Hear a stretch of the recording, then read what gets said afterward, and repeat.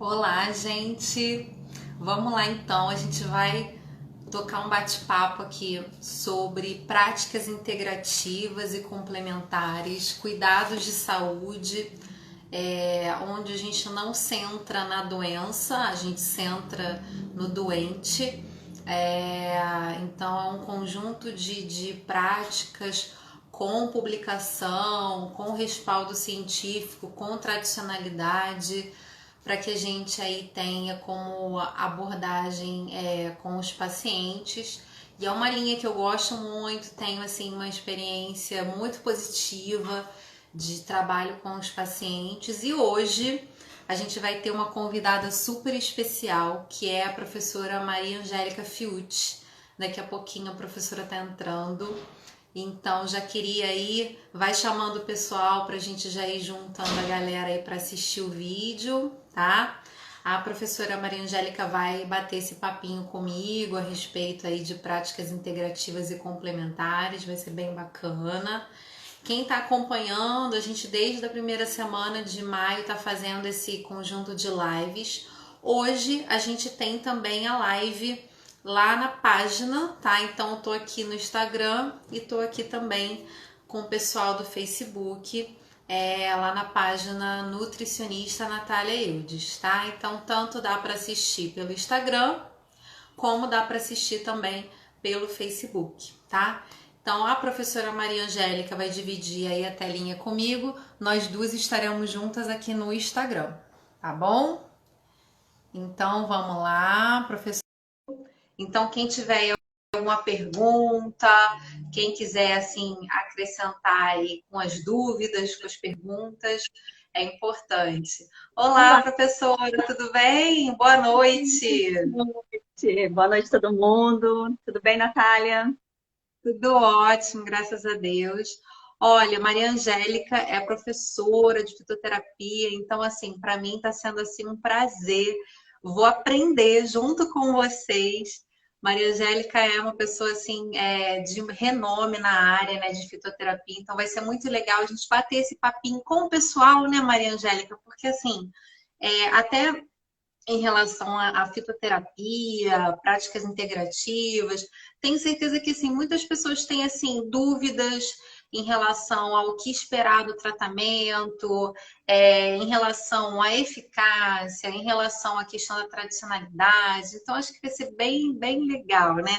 Desde já, queria assim, agradecer muito a sua participação, a sua presença. A professora Magérica estava dando aula agora à tarde, né? Então, assim, tá aí cedendo o seu tempo gentilmente para a gente passar essas informações aí para o pessoal. Então, desde já, muito obrigada.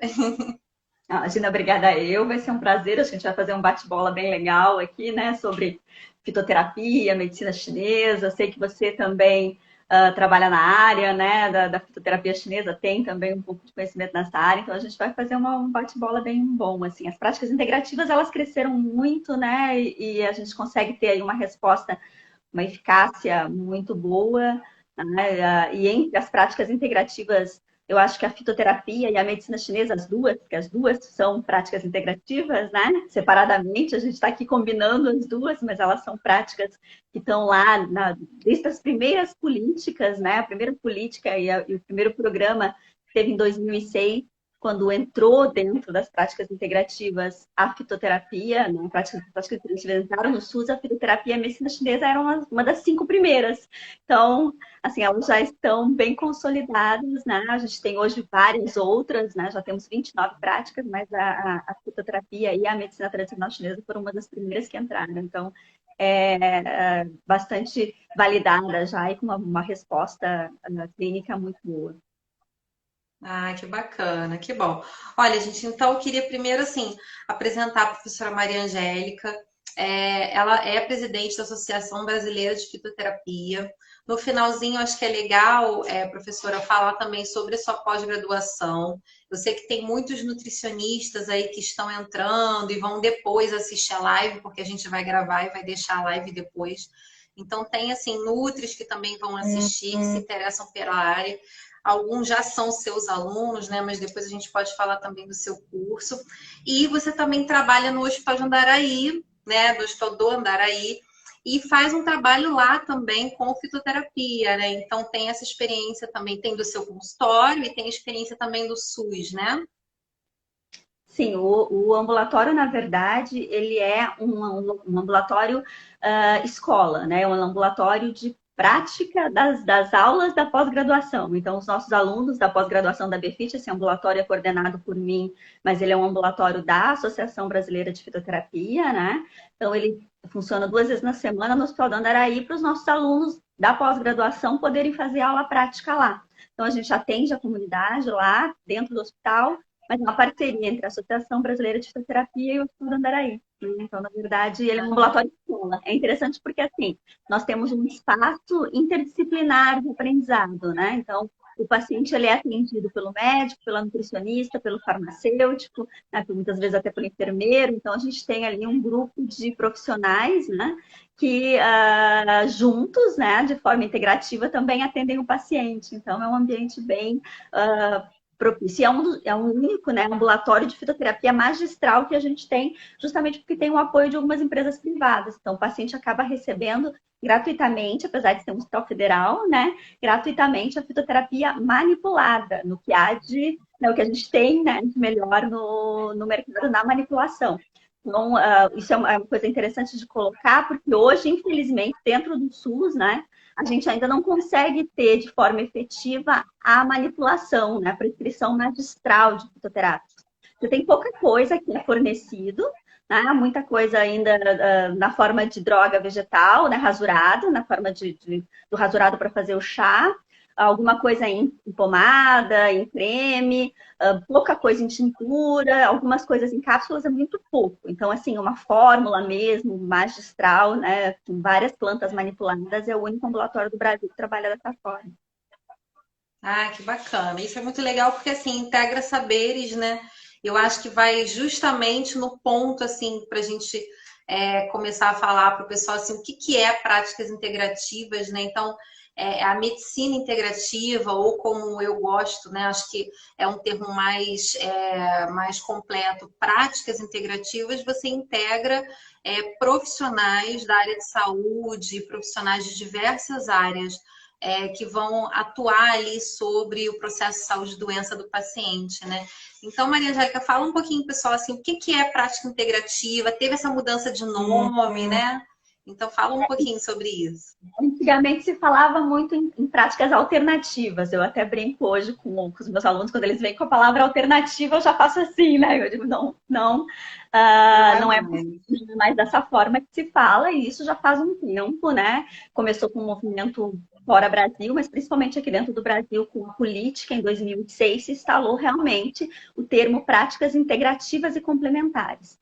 Então, que foi quando entrou dentro do SUS as práticas integrativas. Então, a gente tem isso lá, né, na instrução, né, que foi em 2006. E dessa forma, eles começaram, né, com 5 práticas. Então, a gente tem lá a medicina chinesa, né, que começou como sendo uma das práticas, a medicina chinesa, ver se eu lembro elas. Medicina chinesa, fitoterapia, acupuntura, termalismo e plantas medicinais, né?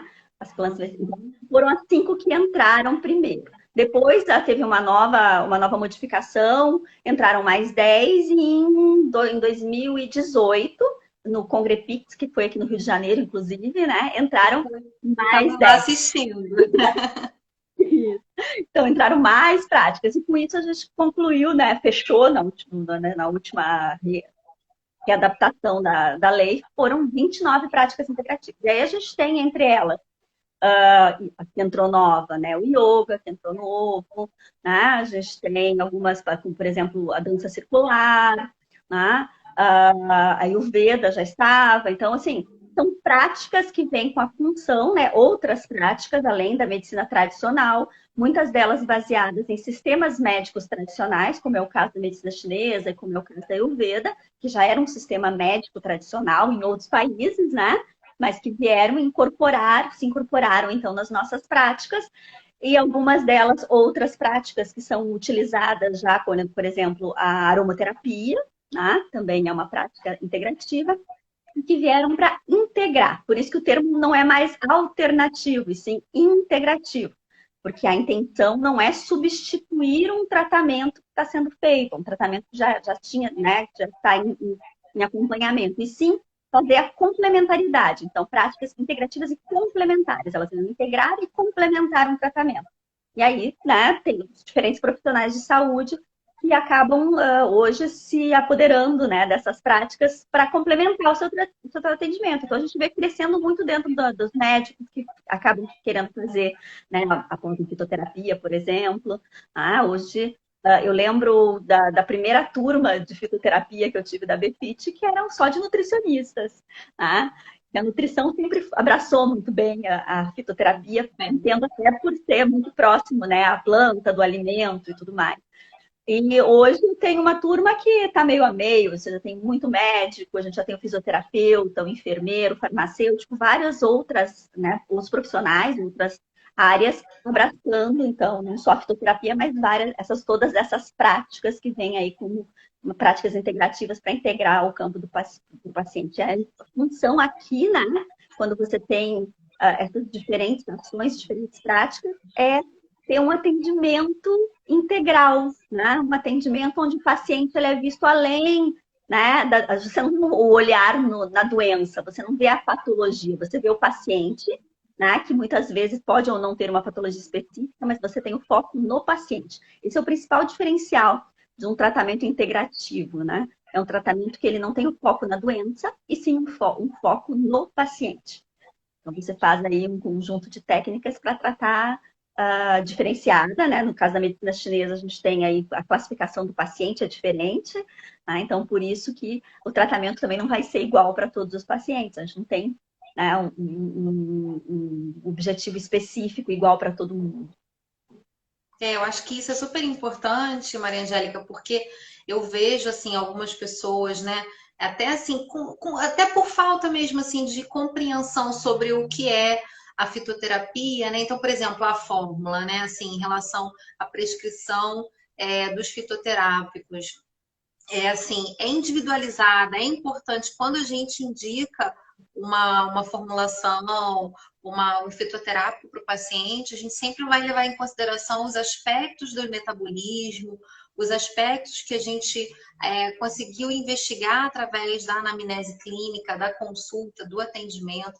Daí a importância que essa prescrição esteja dentro de uma consulta, de um atendimento, e de fato, assim, que o que funciona para um paciente não funciona para outro, né? Então, isso é muito importante, assim, esclarecer para as pessoas que, de fato, assim, é importante que essa orientação, que essa prescrição seja individualizada, porque, primeiro, a gente vai olhar para o paciente, de fato, não para a doença, e sim para o doente, e, assim, com base nesse olhar, nesse rastreio metabólico, energético, a gente vai ali observar o que vai ajudar, de fato, colaborar, vai de encontro ali com a necessidade do paciente, né? Acho que isso é muito importante.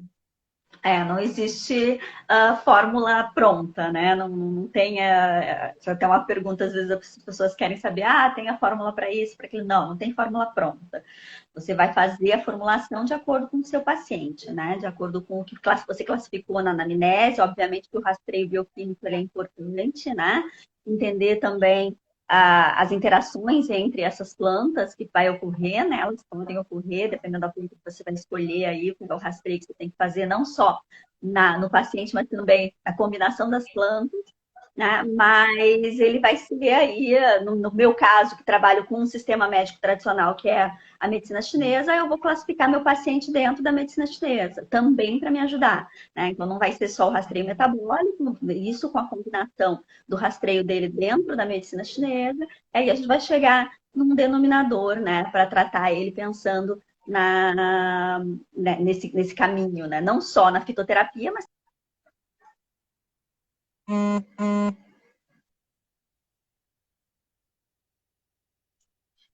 Deve ter dado deu uma travadinha aqui, acho que deve voltar. Não sei se o pessoal aí está conseguindo me ouvir, se foi com a minha internet.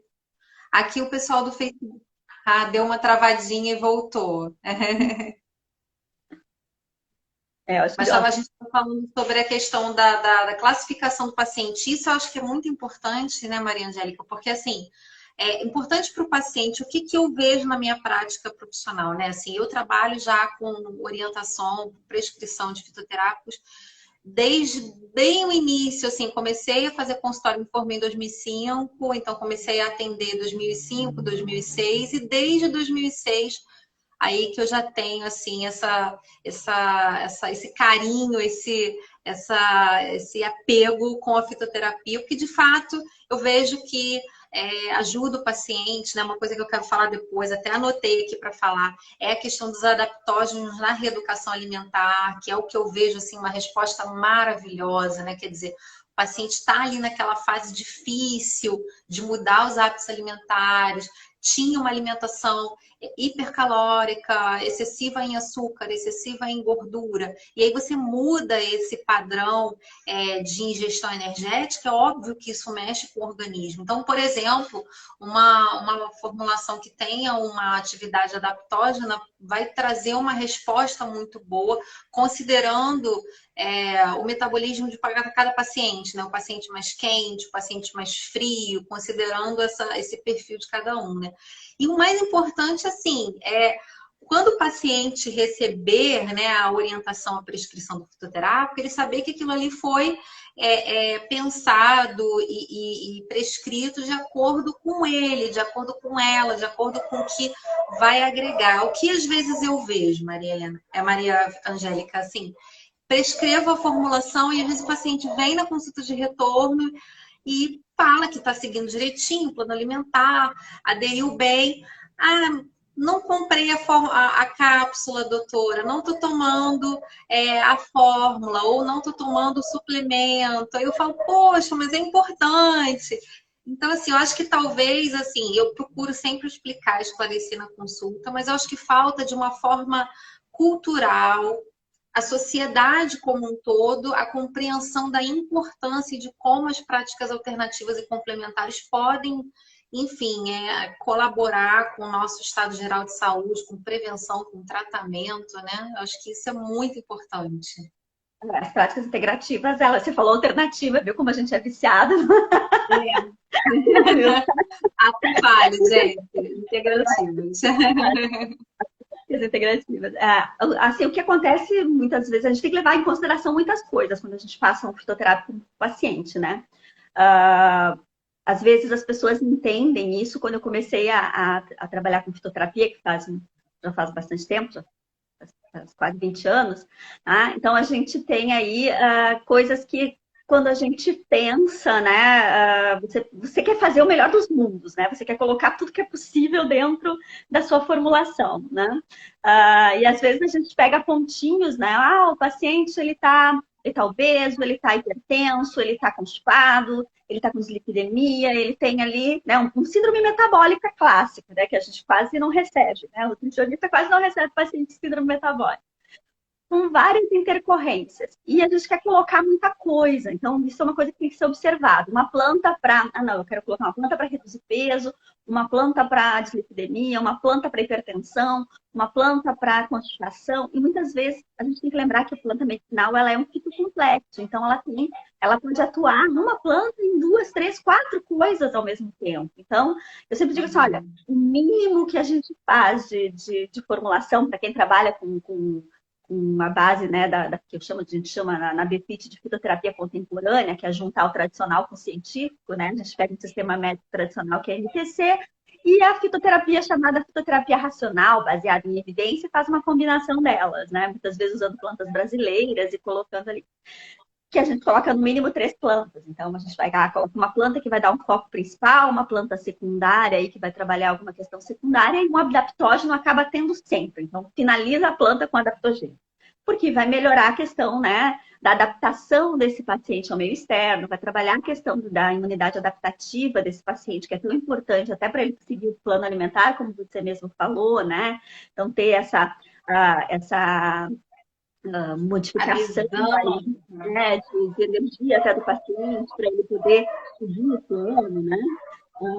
Agora a gente tem que levar em consideração vários fatores, né? Primeiro, se o paciente ele entende que o fitoterápico ele é um medicamento, se ele vê, né? Muitas vezes você diz para o paciente, não, eu vou passar para você um chá medicinal, né? Mas ele diz, chá? Mas chá não é medicamento. Ah, eu quero um remédio. Ah, então, Não, chá eu tenho por hábito prescrever em receituário e assim, com a proporção de preparo, a quantidade da erva, se a erva vai ser seca ou fresca, o tempo de infusão e assim, no receituário mesmo, olha, tantos ml por dia, ou seja, para o paciente compreender que assim, o chá ele faz parte assim no topo de todo um contexto ali de melhora de alimentação, né? Isso é muito importante. inclusive, nós, como nutricionistas, a nossa resolução, nossa última resolução, diz que é obrigatório a gente escrever no receituário, colocar nome científico, inclusive. Se você vai prescrever um chá, então você pode até colocar o nome vulgar lá, né? O nome comum para o paciente procurar esse chá, né? Essa planta para comprar, mas você tem que colocar ali, né? No seu receituário, parte da planta, como é feito, se é infusão, decocção, maceração. Então, tudo isso é importante estar presente ali no nosso receituário. Mas a cultura das pessoas é importante a gente levar em consideração, né? Muitas vezes ele vai dizer, não, olha, eu não tomo chá, o chá para mim é para brincar, assim, olha, eu vou preparar chá todo dia, eu não vou fazer isso. Então, a gente, né, às vezes as pessoas moram sozinhas, homem que mora sozinho, então, né, ele vai preparar o chá, não vou.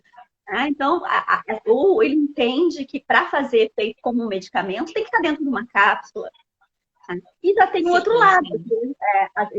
E o outro lado também ocorre. Muitas pessoas, a pessoa diz, não, você não me dá medicamento, eu não quero cápsula. Eu vim aqui porque eu sei que você trabalha com plantas medicinais e planta, se a plantinha é na forma de planta mesmo. Então, a pessoa quer o chá. Então, na verdade, isso também tem que se levar em consideração, né? A cultura de cada um, a forma que cada um interpreta aquela planta medicinal encapsulada, ou dentro de um chocolate, ou dentro do chá, né, propriamente, ou dentro de um sachêzinho que ele vai abrir e vai fazer o chá. Então, tudo isso tem que ser além, né, do correto diagnóstico nutricional, na NPC, na correta anamnese, na escolha correta das plantas, a apresentação que a gente vai passar aquilo para o paciente também, né? E às vezes, você falou, às vezes o paciente volta depois e disse, olha, eu não fiz. Mas mesmo assim deu resposta, né? Porque você pensou na NTC muitas vezes, ou dentro da sua né, modificação ali, muita coisa também já direcionando. Porque a gente pode colocar as plantas medicinais dentro do próprio alimento, né? Para o paciente consumir. Sim, sim. Até a própria alimentação, né? Quer dizer assim, às vezes vou prescrever um plano alimentar com caráter bem focado em alimentos anti-inflamatórios. E aí, assim, fiz ali uma prescrição, uma formulação complementar que tenha essa atividade anti-inflamatória, dependendo ali do panorama do paciente, né? Um paciente obeso, muito inflamado. E às vezes, assim, mesmo que o paciente não tenha aderido à cápsula, mas assim, ele traz uma resposta boa porque seguiu ali, conseguiu manter a rotina do plano alimentar, e aí no plano alimentar já tinha ali compreendido os alimentos anti-inflamatórios e ele já conseguiu aproveitar esse benefício. Claro, né? Assim, a gente tem essa. Os alimentos têm compostos bioativos e propriedades de fato, onde a gente vai aproveitar os benefícios de uma reeducação alimentar e já começa a ver uma diferença no organismo, né? E as plantas medicinais você pode colocar dentro né? Pensando ao paciente obeso quente, obeso frio, obeso estagnado, você pode colocar isso, né? Pensando alimentos que ajudem, né? Que vai esquentar ou esfriar ou desinflamar ele, mas também as plantas medicinais, né? Então, uma planta que vai esquentar mais em um determinado horário, né? O paciente obeso quente, né? Ou principalmente obeso frio, né? Às vezes, eu acho que isso já se mudou um pouco, né? Mas antigamente, eu lembro que o nutricionista às vezes dizia para o paciente, olha, à noite, para emagrecer, né, você não come carboidrato. Então, você vai comer lá um pratinho com uma proteína e salada. Isso e pronto, proteína e salada à noite. Só que se o paciente for um paciente frio, ele não vai querer salada à noite. Ele vai olhar para você e vai dizer, olha, doutora, eu preciso de uma sopinha, alguma coisa quentinha. Eu preciso de calor, eu preciso de um caldinho, alguma coisa quente à noite. Só salada não vai ser suficiente para ele. E aí você vai colocar, você pode incorporar ainda e pensar uma alimentação mais quente para esse paciente também, né? Com plantas medicinais mais quentes para esse horário da noite aí que a saladinha não vai ser suficiente. Já o paciente quente, tudo bem. Você, pô, ok, pode colocar uma saladinha para mim à noite que vai ser bom, vou me sentir bem.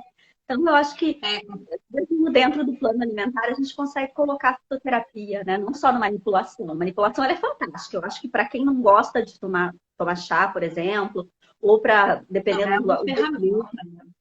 o volume que eu quero fazer de combinação de plantas, você conseguir colocar isso na cápsula, colocar isso, né, um xarope, por exemplo, né, pensando no sistema respiratório, que até potencializa, que é interessante, é fantástico. Então, né, você vai pegar uma forma farmacêutica ou dentro do alimento, dependendo do paciente. Essas possibilidades todas que a fitoterapia nos dá, de prescrição, é interessante.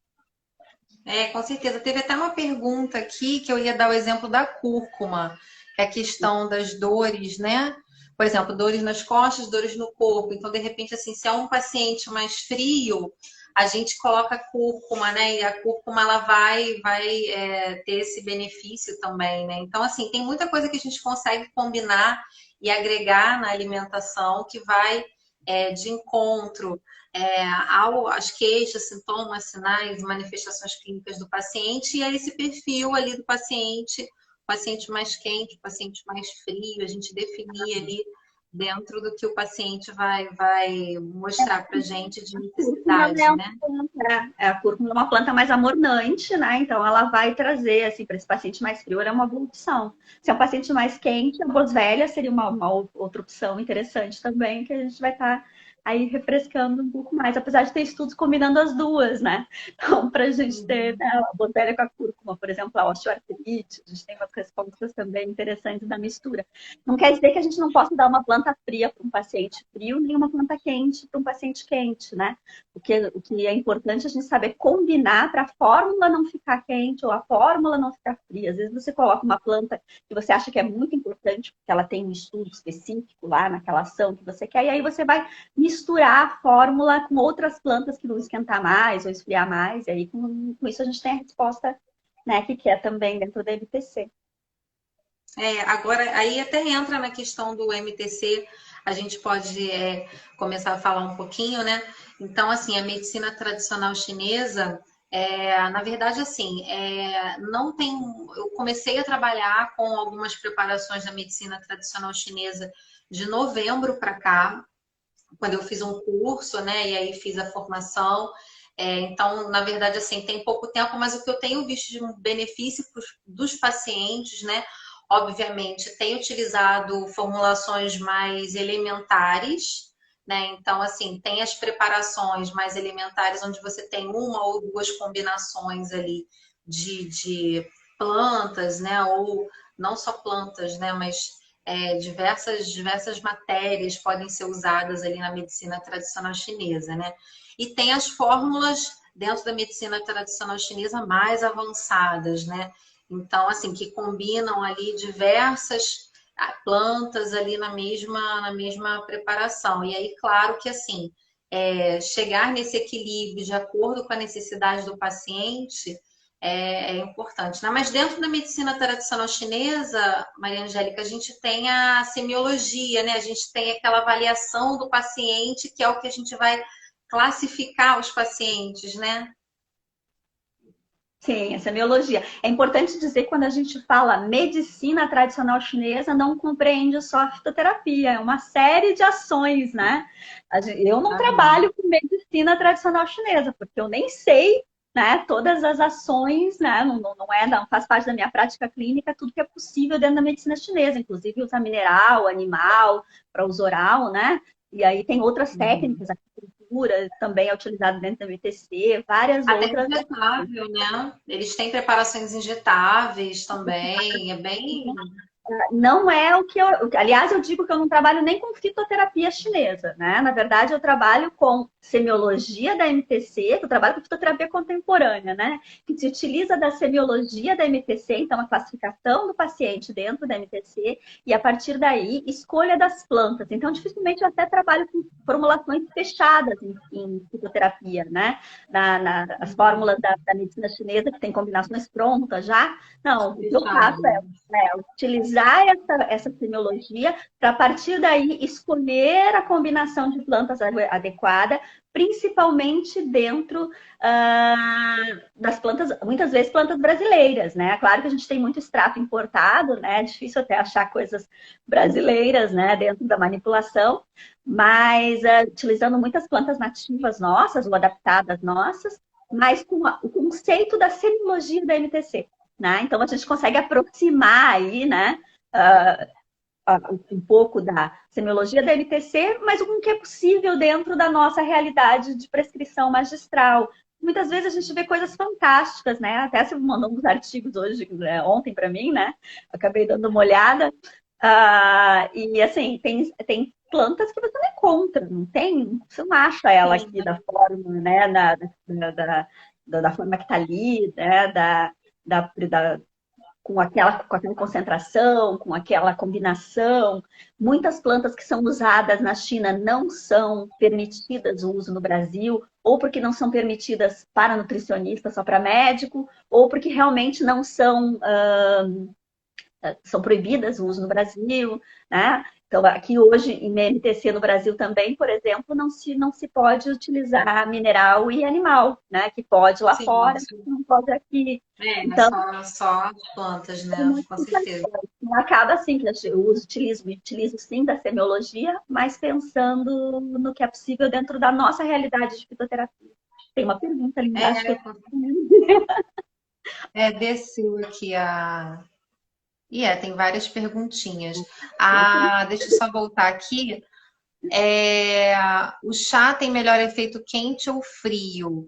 Eu tinha hábito de tomar chá verde todos os dias pela manhã frio. Fazia o chá à noite e tomava no outro dia pela manhã. A qualidade do chá, né, a propriedade do chá altera, né? Quer responder, Maria Angélica? Pode responder. não faz diferença nenhuma você tomar o chá quente ou frio. Isso é uma pergunta muito comum quando a gente fala de ser quente ou ser frio na medicina chinesa. Não quer dizer consumir alimentos quentes ou consumir alimentos frios ou tomar o chá quente ou frio. Eu posso tomar um chá gelado e esquentar para o paciente, porque a escolha da planta que eu escolhi é uma planta que esquenta.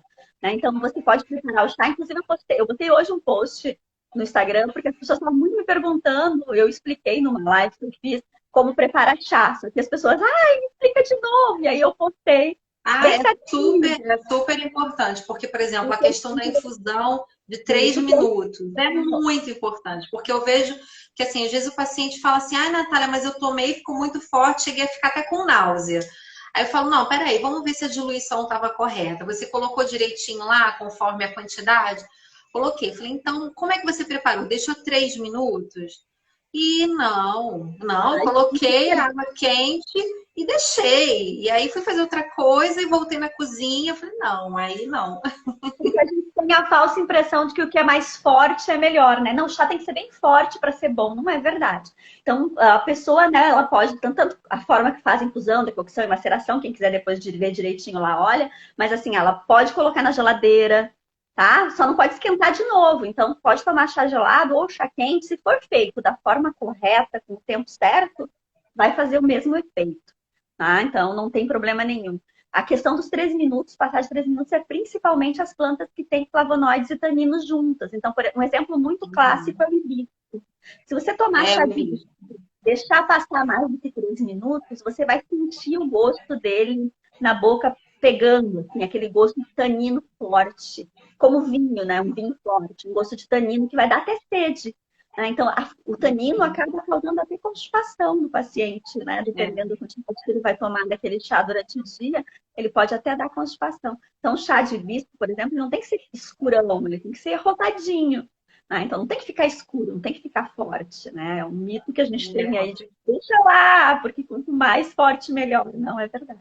Não, não, é. E eu, assim, geralmente oriento os pacientes a, assim, preparou o chá, pode deixar esse chá guardadinho na geladeira, né, se for tomar gelado, até 24 horas, que a gente sabe que, assim, você não tem ali, assim, uma perda de propriedades, e então você consegue preservar, assim, os flavonoides, os compostos bioativos de uma forma bem legal. Tem um chá que eu gosto muito, que é o chá oolong, que é o chá fermentado, né, da camélia, que ele, assim, eu deixo em infusão, assim, 1 minuto, não gosto nem de passar dois, porque ele também, assim, quando ele passa um pouco esse tempo de infusão, ele puxa bastante, assim, essa questão dos taninos, então o sabor dele fica bem intenso, bem forte. Claro que eu também percebo que com os pacientes, tanto na alimentação, né, na rotina alimentar, o treinamento de paladar, né? Eu acho que eu falo que as crianças chinesas gostam de chá e amam chá, porque assim, as mães bebiam chá antes de engravidar, bebiam chá durante a gravidez, bebiam chá enquanto amamentavam, então os compostos eram transmitidos pela placenta, pela glândula mamária. Aí fica muito fácil, né, assim, ter esse paladar apurado e amadurecido para curtir bem o chá. E a gente, assim, né, o mundo ocidental, a gente perdeu um pouco esse hábito do chá como bebida social, né? E com função terapêutica, que é maravilhoso, né? Dá para reeducar novamente o paladar, né? Eu sempre acabo falando um pouco para o paciente, de, olha, a gente consegue reeducar um pouquinho de novo esse paladar, porque nós somos mal educados, né? Nesse sentido, aqui nós ocidentais, mal educados nesse sentido. Lá para o sul do Brasil, muitas vezes as crianças acabam tomando muito chá mais do que aqui, né? O chimarrão, por exemplo, que é um hábito de se tomar, né? A maioria das pessoas que não é habituada a tomar desde pequeno acha amargo, né? Mas quem toma desde Uhum. pequenininho gosta e acha saboroso. Então, na verdade, é uma questão de adaptação. A gente reeduca novamente as nossas papilas gustativas, tanto para o doce amargo, para o gosto amargo, para o gosto doce, para o salgado, para qualquer coisa. É só uma questão de tempo. Agora, com certeza, né? As culturas orientais elas têm, né, bem mais apurada essa questão do paladar amargo pelo uso do chá mesmo, né? Que era só o que a gente poderia chamar de chá, na verdade, é a Camellia sinensis, né? Aqui no Brasil, que a gente chama chá para as outras plantas também, mas na cultura oriental é que se utiliza, né, mais assim, o consumo da Camellia sinensis. Você falou do chá oolong, ele é mais sensível mesmo, a quantidade de tanino dele é maior, né? Tanto chá branco, Sim. verde, amarelo, vermelho, todos esses são da Camellia sinensis, mas o tempo de fermentação que ele fica, né? Alguns fermentados, outros não, né? Vai dispersar aí mais flavonoides ou vai mais tanino, e aí o gosto. A Camellia sinensis tem que ser no máximo 3 minutos, e o oolong menos até. O branco também tem que É, ficar bem. menos, né? Com certeza. Professora Maria Angélica, eu queria perguntar sobre o seu projeto. Até tinha falado que eu falei, eu vou perguntar porque é muito interessante. Seu projeto de pesquisa de mestrado, que é na área de transtornos alimentares, que eu acho que assim, é uma área super importante, onde a gente tem percebido, eu tenho percebido uma demanda de paciente crescente, maior, né? Envolvendo diversos transtornos alimentares com a faculdade de psiquiatria, não é isso, Maria Angélica, que você desenvolve a pesquisa? A formação, agora eu estou fazendo formação freudiana, mas eu fiz meu mestrado de psicanálise, né? Na verdade, ele não está Uhum. vinculado à psiquiatria, né? Porque aí a Uma psicanálise até psicanálise. ela pode até ser vinculada à psiquiatria, mas aí tem que ser com a área médica, né? Uhum. Agora eu faço formação freudiana, mas o meu mestrado teve muito Lacan. Mas tanto Lacan quanto Freud, os dois acabam trabalhando bastante a questão dos transtornos alimentares, porque não é uma coisa nova, né? A gente tem isso, a gente já tinha lá com as santas jejuadoras, né? E ainda permanece, Uhum. né? Muita coisa, as bruxas, né? Tanto bruxas quanto santas, nada. Se a gente for estudar lá a história do Renascimento, a gente vai também encontrar muitas histórias de transtornos alimentares relatados, né? Mas hoje, A então, gente não é vê isso relatado até. Desculpa só te cortar, mas a gente vê isso relatado até em obras de arte, né? Eu tive a oportunidade de estar em Florença, na Itália, por exemplo. Você vê diversas obras do Renascimento, que você analisa assim a descrição da imagem corporal e você vê diversos aspectos assim, realmente, é bem interessante. Eu não tinha feito essa associação. Ele é contemporâneo, mas não é, né? Então, eu até meu livro está quase saindo do forno, vai ter um livro meu de Ai, que transtornos legal. alimentares relacionados à psicanálise, tá? Que foi, na verdade, da minha linha de trabalho do mestrado. Mas, apesar de ter no nome contemporâneo, porque a gente enxerga muito disso hoje, né? Ele é antigo, ele vem num tempo, né, bastante anterior já, e que está muito presente hoje na nossa prática, né? Na nossa linha de trabalho. Os transtornos alimentares estão ali, mas é que a gente acaba lembrando de transtorno alimentar e falando muito de anorexia, de bulimia, ou da própria transtorno de comer compulsivo, que está presente em alguns dos nossos pacientes obesos. Mas talvez hoje o que mais grita dentro do consultório seja a vigorexia e a ortorexia. Não sei se você enxerga isso nos seus pacientes, né? Porque é o Você que eu falo que é uma doença com cara de saúde. Isso, enquanto no obeso, né, você enxerga, coitado, ele carrega aquele peso, né? Ou você olha para o anoréxico e você vê a anorexia como sendo também uma forma de sofrimento, você bate palma para o vigoréxico, que está comendo direitinho, né? Comendo corretamente, e bate palma para o vigoréxico que não sai da academia. Então, assim, até onde, né, aquilo é saudável, até onde a gente consegue enxergar um paciente que tem muita restrição alimentar por somente um tipo de alimento que não tenha agrotóxico, que não tenha, né, conservante, acidulante, ou que não tenha gordura, ou um paciente que só queira praticar atividade física, ou que tem ali uma obsessão corporal, que é um transtorno mais dismórfico, é um transtorno de corpo, né? Que queira só aquilo. Então, até quando isso é saudável ou não, a gente, enquanto nutricionista, tem que ter esse olhar. O profissional de saúde, como um todo, deve ter esse olhar, mas o nutricionista também, né? Porque chegue mais para ele esse tipo de demanda, né? E ele tem que entender que, dependendo da intervenção que nós fizermos dentro do consultório, a gente pode desenvolver ainda mais esse transtorno alimentar. Então, se você chega um paciente para você dizendo, olha, eu quero uma dieta sem, né? Agora o glúten já está de bonzinho de novo, né? Mas ficou durante muito tempo o glúten, né? A lactose. A menos que ele seja, obviamente, que ele tenha uma patologia, que ele seja um paciente celíaco, que ele tem que comer sem glúten, né? Ou que ele tenha uma outra, ou ele seja, né, alérgico a um determinado alimento. Caso contrário, não tem por que você Uma rotular. restrição, sim, exatamente. Então ele chega para você, olha, não quero isso, não quero aquilo, não quero. E aí você faz um plano alimentar para ele com tudo isso. Daqui a pouco ele chega isso aconteceu já, né? No mês seguinte, olha, agora eu vi que eu consigo, eu quero também tirar isso, tirar aquilo. E aí ele começa ao ponto de chegar que, né? Eu recebi pacientes vindo de outros profissionais que ele comia alface e brócolis e pronto. Então, assim, o quanto aquilo é saudável. Então, você enxergar aquilo como pode migrar, muitas vezes começa com a restrição e acaba indo para um transtorno mais, né? Então, migra de uma ortorexia para realmente uma anorexia. É muito comum. Mas na fitoterapia a gente consegue trabalhar algumas coisas dentro do. Eu perguntar justamente isso, dentro da fitoterapia, assim, o que que você assim tem assim esse respaldo de tradicionalidade de uso e de estudos, o que geralmente assim é o que percebe uma resposta clínica positiva, né?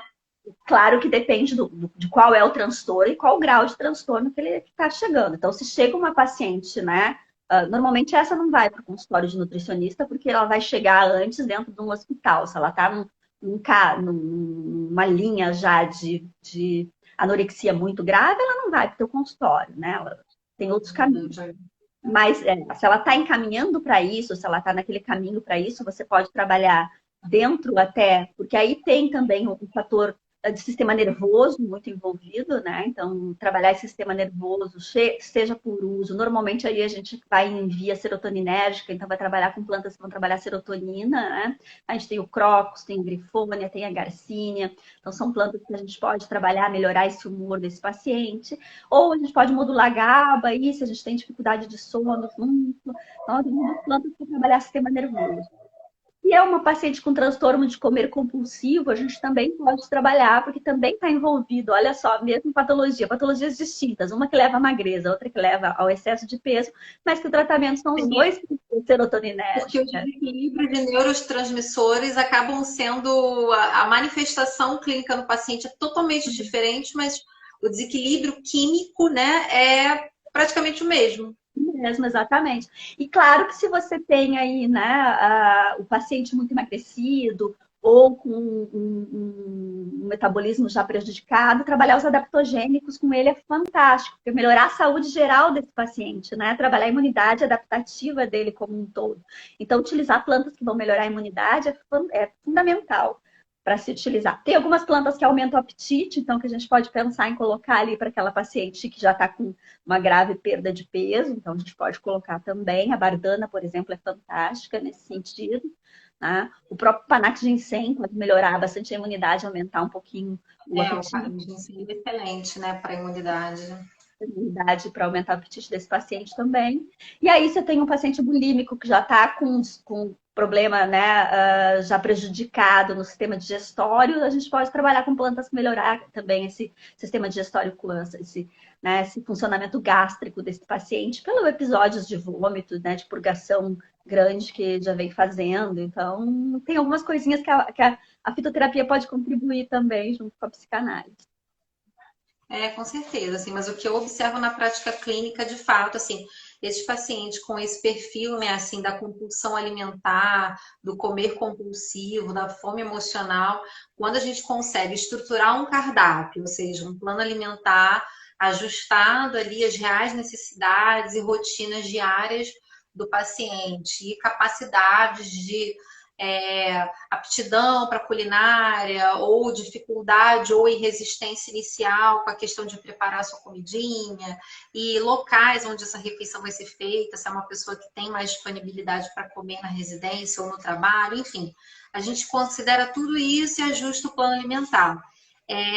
E aí você consegue perceber que, assim, organizando horários, rotinas, o plano alimentar sendo uma ferramenta para que o paciente tenha ali a listinha de compra de supermercado, de sacolão, ter ali na despensa e na geladeira, tudo ali que venha de encontro àquela rotina do plano alimentar, né? É claro que, assim, eu percebo que com essa ferramenta, em geral, a maioria dos pacientes tem uma resposta, conseguem organizar melhor os horários, conseguem, do ponto de vista comportamental, conseguem uma boa melhora em relação aos episódios de compulsão. Mas, principalmente, os fitoterápicos que têm esse efeito serotoninérgico, né, são excelentes. Assim, a gente percebe que quando o paciente adere, né, ou prescreve, o paciente retorna, que está fazendo uso, que está tomando direitinho, nos horários corretos, que isso também é muito importante, né? A posologia como um todo, né? Assim, tomar todo dia, nos horários corretos, nos horários indicados no receituário.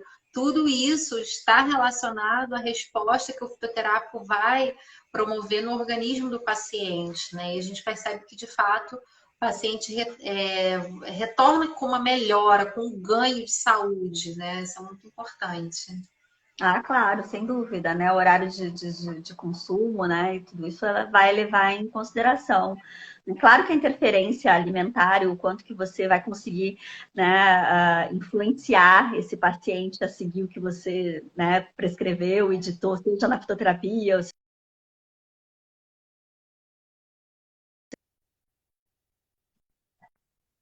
né? Eu acho que o que talvez a gente tenha mais que deixe no paciente de transtorno alimentar é a empatia por ele, né? Então, seja o paciente obeso ou não, né? Ou esse paciente que tem aí essa vigorexia, ou essa ortorexia, ou essa anorexia alcoólica que seja. Então, a gente tem aí várias, né, várias graus de transtorno, ser empático com ele de alguma forma, né? Para ele poder realmente, né, seguir o que você coloca e entender a importância nessas colocações todas na rotina dele, né? Não, isso é super importante. Eu acho que, por exemplo, na questão dos adaptógenos, né?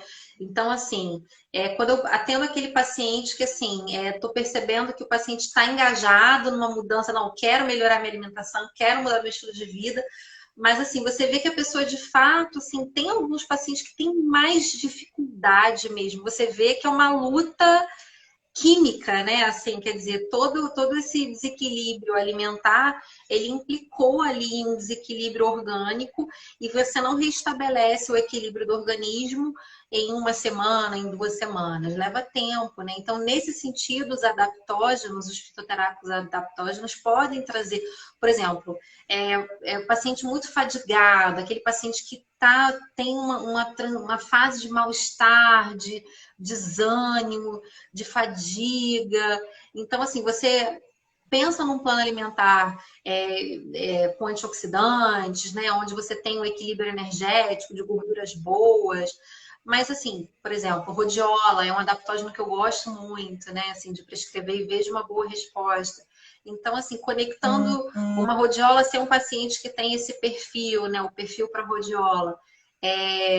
Eu percebo que o paciente tem uma resposta boa, retorna com um feedback bom, né? Então, é importante. Acho que é uma ferramenta de você. Assim, o que eu vejo, assim, eu percebo aquele paciente onde ele vai demonstrar para mim a maior dificuldade dele. Em cima disso, a gente vai tentar trabalhar o que é possível dentro da fitoterapia para ajudar esse paciente a, de fato, assim, trabalhar ali no calcanhar de Aquiles, para esse paciente poder evoluir, progredir dentro ali da reeducação alimentar e do estado geral de saúde, né? Eu acho que isso que é muito importante. Os adaptógenos a gente acaba escolhendo de acordo com o perfil de cada paciente, né? E claro que de acordo com o perfil da própria planta, a gente tem muita planta adaptogênica, né? Você falou da rhodiola, a gente tem rhodiola, tem a oitânia, tem o Panax ginseng, tem um Cariatomentosa, astrágalos, né? Glicirrhiza. Então você vai ter a Ganoderma, a gente vai ter então alguns adaptógenos que vão atuar mais a nível de sistema respiratório, outros mais a nível de intestino, outros mais a questão inflamatória, outros mais sistema nervoso. Então, eu sempre escolho o adaptógeno de acordo com o perfil do meu paciente e o que eu quero melhorar nele de imunidade. Então, acho que você falou um paciente mais apático, né, que vai ter aí uma fadiga crônica associada. Eu vou escolher um adaptógeno desse paciente, vai ser um adaptógeno que vai ter, então, uma melhora nessa disposição. Então, por exemplo, um Panax ginseng seria, ou uma Angélica sinensis, por exemplo. Tanto Panax ginseng quanto Angélica sinensis, na medicina chinesa, elas são tônicas do sangue, né? Então, elas vão tonificar esse sangue desse paciente, né? Tanto que uma é vista como uma planta do homem, outra como uma planta da mulher na MTC, né? Então, a gente já tem aí uma planta que vai tonificar, que vai trazer energia, que tem uma ação antiestagnante e tônica de sangue. A gente tem estudos dela. Quando você quer aproximar a medicina oriental da medicina ocidental, né? A gente tem estudos dela aumentando leucócitos circulantes, tanto de uma quanto da outra. Então, você vê aí, né, a questão imunológica, mas a questão de tonicidade do sangue também. Mas eu tenho um paciente que é um paciente que tem, que é desbiótico, que tem aí a questão intestinal dele muito presente, muito forte, e incomodando muito nesse sentido. Então o meu adaptógeno para esse paciente vai ser uma planta que vai trabalhar mais a nível de intestino. Aí eu posso pensar num Ganoderma, eu posso pensar num Agaricus blazei, né, que são cogumelos, que cogumelos acabam trabalhando bastante a questão imunológica intestinal. Né? Falei desse, mas ainda tem o Agaricus bisporus, por exemplo, que é, né, o champignon. Então, a gente tem aí várias plantas que vão trabalhar a questão mais imunológica intestinal. Então, para esse paciente, eu vou escolher uma que seja melhor. Mas eu tenho um paciente que ele tem, que eu brinco, é o cheio das ites, né? Dói a artrite, artrose, isso, aqui. Então, o meu adaptógeno, O meu adaptógeno para esse paciente vai ser uma planta que vai trabalhar mais essa questão, então, inflamatória, que vai trabalhar mais. Então, pode ser um agaricus placei, pode ser uma Ampária tomentosa, né? Pode ser uma boswellia. Todas essas plantas que a gente está falando são plantas adaptógenas.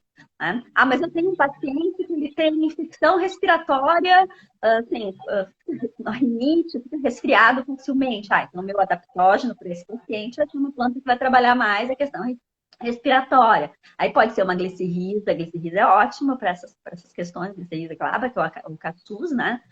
Pode ser essa planta, ou pode ser aí uns boldos também, é uma planta adaptógena que pode trabalhar mais a questão respiratória desse paciente, né? O eucaliptus, né? O eucaliptus, por exemplo, é uma planta também que vai trabalhar bastante a questão respiratória. Ah, mas eu tenho, minha paciente é uma mulher menopausada, que está aí com fogachos, com queixas, né, queixas relacionadas a exatamente. Ah, então meu adaptógeno pode ser, por exemplo, a glicine, que é a soja, que vai trabalhar, né, além aqui a gente está falando da planta só adaptógena. Então, além da formulação, que eu passei uma fórmula ou para reduzir peso, ou para aumentar peso, ou para o colesterol, ou para a planta principal lá é para a queixa principal do paciente. Ah, mas a adaptógena ela vai vir pensando nisso. Né? Então, pensando nessas outras queixas, nesse equilíbrio do que pega mais naquele paciente, o que mais ele causa ali de desconforto dele, né? A imunidade dele é mais fraca em qual momento? Ah, ele tem um problema de sono muito grande, ele tem um problema de estresse muito grande. Ah, então a rodiola que você falou é fantástica, vai trabalhar bastante a questão do cortisol, a uitânia também, né, que é o ginseng indiano, vai trabalhar muito essa questão, né?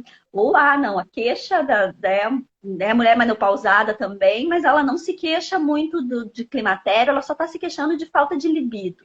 Ah, então, de repente, a planta que a gente pode colocar aí é um tríbulos ou o adaptógeno, um tríbulos ou uma maca, né, um lipidimeyene. Então, as plantas, né, adaptógenos vêm com essa questão, com essa funçãozinha ali de modular, né, finalizar modulando essa fórmula para onde mais o paciente está necessitando melhorar essa imunidade.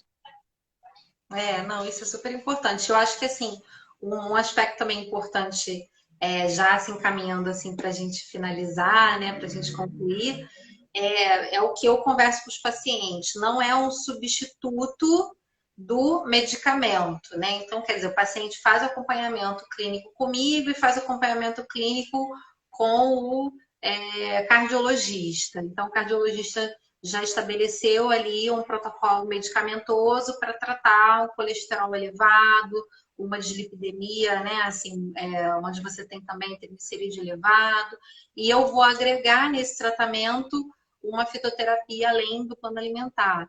Quer dizer, o objetivo é assim, um olhar integrativo de fato para o paciente, né? A gente entendendo ali os vários aspectos que levam ao quadro da dislipidemia e de acordo com o caso do paciente, que às vezes a medicina tradicional e o que a gente tem disponível de fármacos ocidentais não tem esse olhar integrativo, né? Então é uma droga, um medicamento que tem ali uma atividade pontual, que tem o estudo até de eficácia totalmente diferente, porque é bem centrado no alvo clínico e no alvo pontual. E dentro da fitoterapia a gente consegue abranger mais. Então, acho que é importante que o paciente entenda que nunca é concorrente, ou seja, é possível que a pessoa faça o tratamento fitoterápico simultâneo ao tratamento farmacológico convencional, né?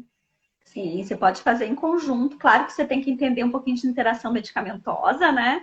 Que vai ter interação ali entre muitas drogas que o paciente está utilizando, sejam elas sintéticas ou né, o fitoterápico, o próprio fitoterápico, uma droga vegetal, né? Então a gente tem que entender as interações todas para fazer a combinação. Eu sempre digo para o paciente, olha, quando você for em algum outro médico, leva junto a receita que eu estou passando para você, porque para ele ver o que está sendo utilizado, porque hoje já temos muitos médicos que conhecem fitoterapia, então vão olhar ali, vão dizer, olha, ela não vou passar isso porque ela está passando aqui, ou conversa com ela para trocar tal coisa porque eu vou mudar a tua medicação. Então, é interessante ter sempre que possível conversar, né? Essa conversa entre os profissionais de saúde é fundamental. Com certeza. Olha, Mirella tá aí, adoro as recomendações da doutora Maria Angélica, sigo direitinho, ajuda mesmo. Que fofa. Que bacana. Professora Maria Angélica, fala um pouquinho da sua pós, né? Você dá aula, né, na pós-graduação, é coordenadora? Coordenadora da pós da BFIT. Ah, fala um pouquinho, porque tem algumas nutris assistindo que gostam, que se interessam pelo assunto, de repente aí é uma oportunidade para aprofundar esses estudos, né? Então, a gente tem a pós-graduação da BFIT, que é uma pós em prática clínica, né? Então, são para médicos, nutricionistas, farmacêuticos, fisioterapeutas e enfermeiros. Né? Justamente porque a gente trabalha só a área de prática clínica, né? Então, não trabalhar o fitoterápico, ver toda essa questão de interação medicamentosa dentro da linha da MTC, então tem aula de medicina tradicional chinesa também, tem semiologia, e depois tem prática clínica no Hospital do Andaraí. Então, é bastante completa na área de prescrição, na área de prática clínica. E a gente está com a quinta turma agora, né? Então já tem aí um caminho, né? As aulas são no Rio de Janeiro, né? Presenciais. Agora que a gente está fazendo assim uma tentativa de Zoom, porque estamos nesse momento de isolamento, mas assim que for possível retornamos às nossas aulas presenciais. E aí, deixa eu só, assim, já está entrando aqui no contagem regressiva, muito rápido. Professora Maria Angélica, queria agradecer